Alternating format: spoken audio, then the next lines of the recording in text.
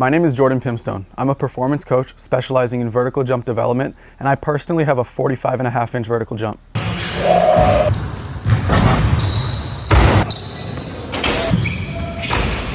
I trained the former world record holder Ethan Pimstone, who added 8 inches to his vertical in 18 months, officially reaching a 52.5-inch vertical jump.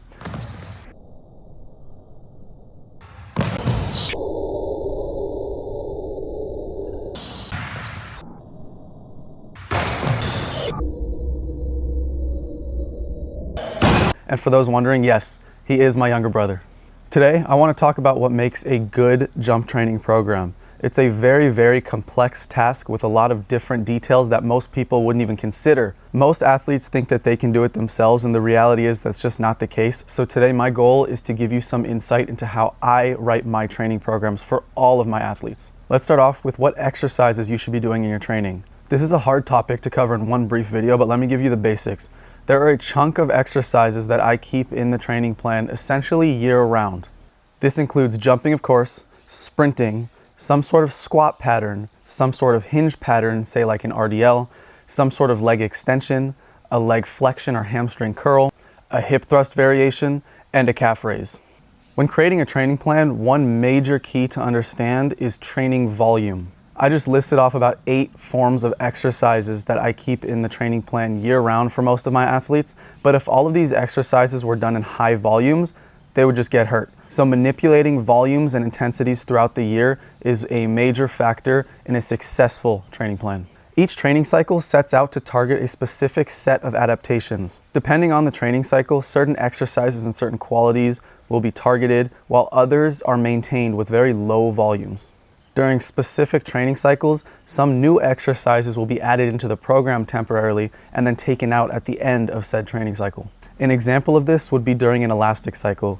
During an elastic cycle, I tend to add in some specific targeted plyometrics that don't tend to be in the training plan year-round, and they stay in the program until the end of that cycle, in which I remove them as we move over to a new training emphasis. As I mentioned, I trained the second highest jumper in human history, Ethan Pimstone, and he currently is doing an elastic training cycle.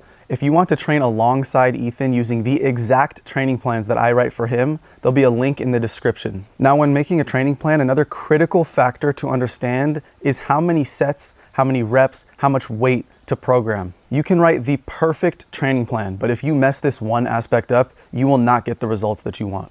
For example, performing 5 sets of 12 back squats to failure will not elicit the same adaptations as 4 sets of 3 with 2 reps in reserve. Another example being sprinting. If you were to program 10 reps of sprinting with 60 seconds of rest between reps versus programming 4 or 5 sprints with a good 4 or 5 minutes of rest between reps, again, the adaptations that you are eliciting are not the same. Understanding how to program details like these comes down to having a good understanding of the basic underlying physiological adaptations that we are chasing. Next up is training frequency, or how often you should be training. Now, for most of my jumping athletes, this is a 3-day split. They'll do a lower body session, they'll take a day off, they'll do another lower body session, they'll take a day off, and then they'll do their jump session of the week. Too many athletes train too frequently, and it absolutely destroys their bodies. My athletes have seen really, really good results since implementing this 3-day per week split. One note here is that if an athlete is super durable or they're really young, I do tend to provide more jumping volume and frequency than if somebody is an elite athlete with a lot of training experience. Another very, very important detail to consider is when you program an exercise within a given week, or the exercise timing. Now, as I mentioned, I program 2 sprint sessions per week during the elastic cycle that Ethan is currently doing. I mentioned some sort of hinge pattern, like an RDL, for example, being a staple in my programs that I tend to keep in the training year-round in some capacity. Now, if an athlete is sprinting twice per week, say a max velocity day on a Tuesday and a more acceleration-focused day on a Thursday, I will absolutely not program an RDL following their Tuesday sprints.